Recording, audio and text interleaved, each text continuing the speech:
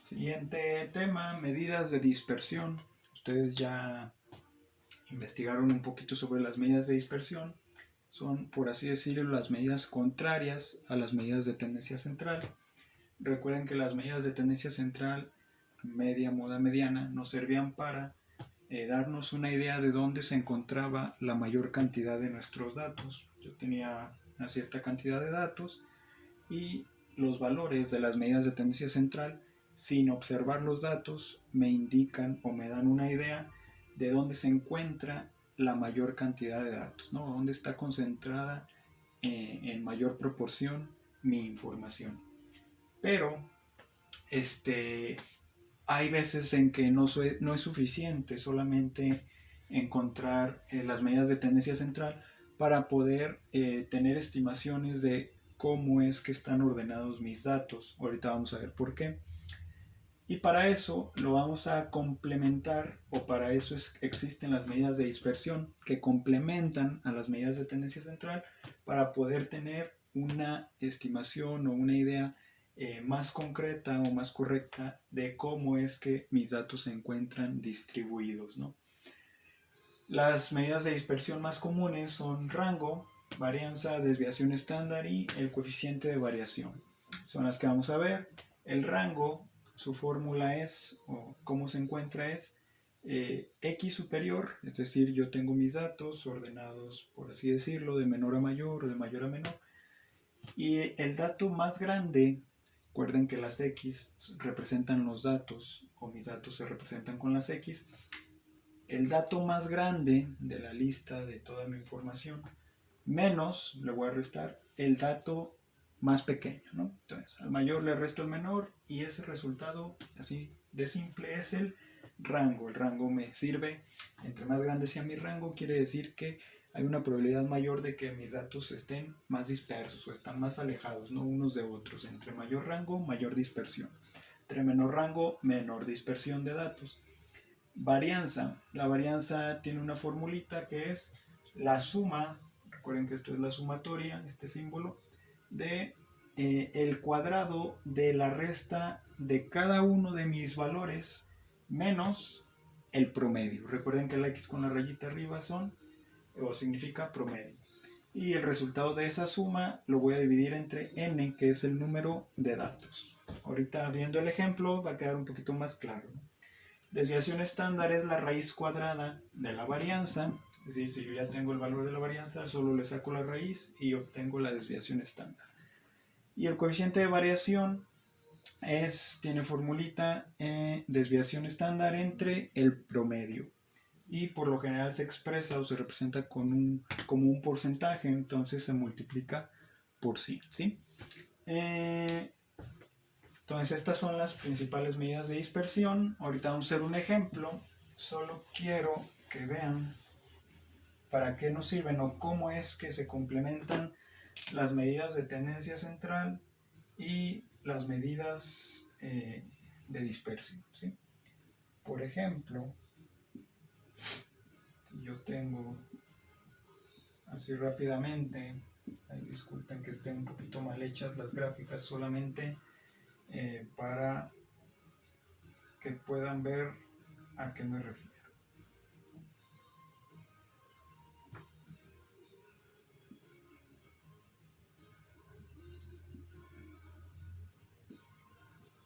Yo tengo, por ejemplo, las calificaciones de un cierto salón, las calificaciones de otro cierto salón, ¿no?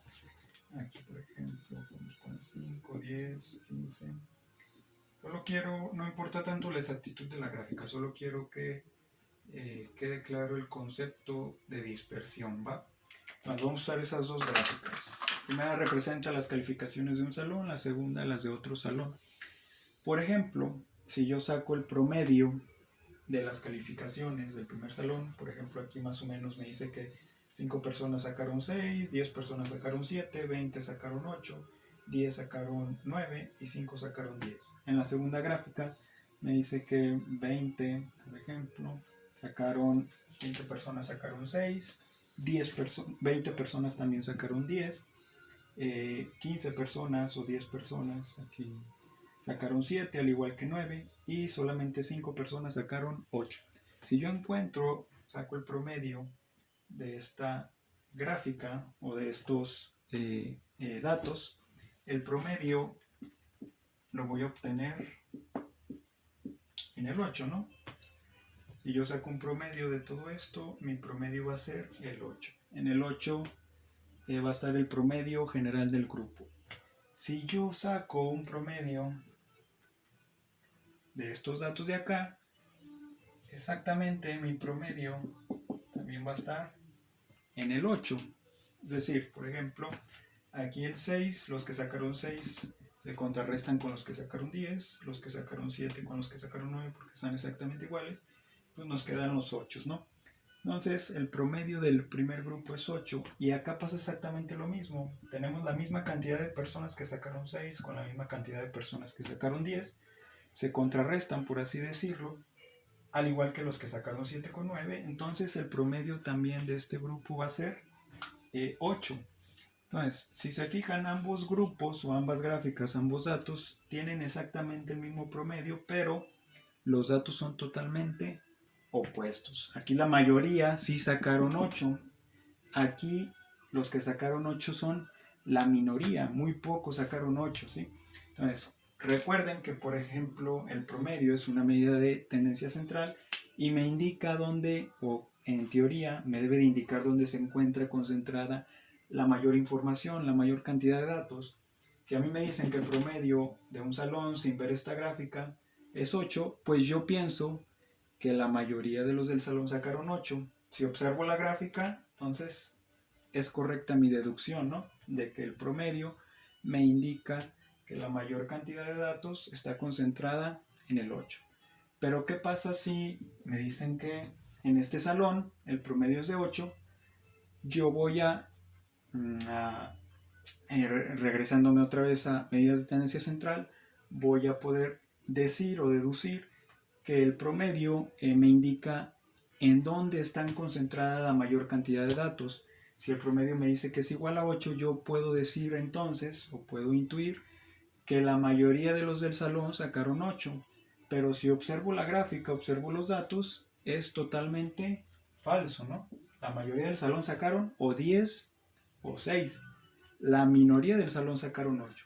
Entonces, es aquí cuando sucede este tipo de cosas donde tiene una mayor importancia los datos de dispersión. Los datos de dispersión nos van a indicar qué tan alejados se encuentran mis datos respecto a la media, ¿no?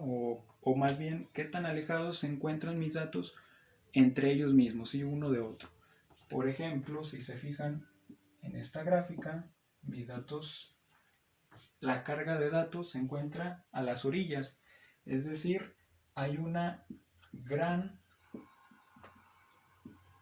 dispersión. Están muy dispersos, ¿sí? Entonces estos datos tienen mucha dispersión. En cambio aquí, la mayoría de mis datos tienden hacia el centro, hacia un mismo punto, es decir, hacia el promedio. Entonces estos datos están muy concentrados, tienen muy poca dispersión. Otra forma de decirlo, estos datos son muy homogéneos y estos datos son muy heterogéneos, están muy separados, muy dispersos. Estos están muy concentrados, muy poco dispersos. Entonces estos tienen poca dispersión, ¿sí?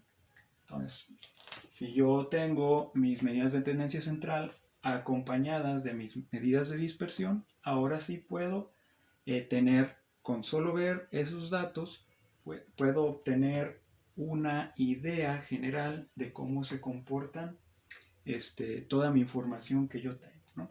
Entonces, he ahí la importancia de medidas de tendencia central acompañadas de las medidas de dispersión, ¿sí?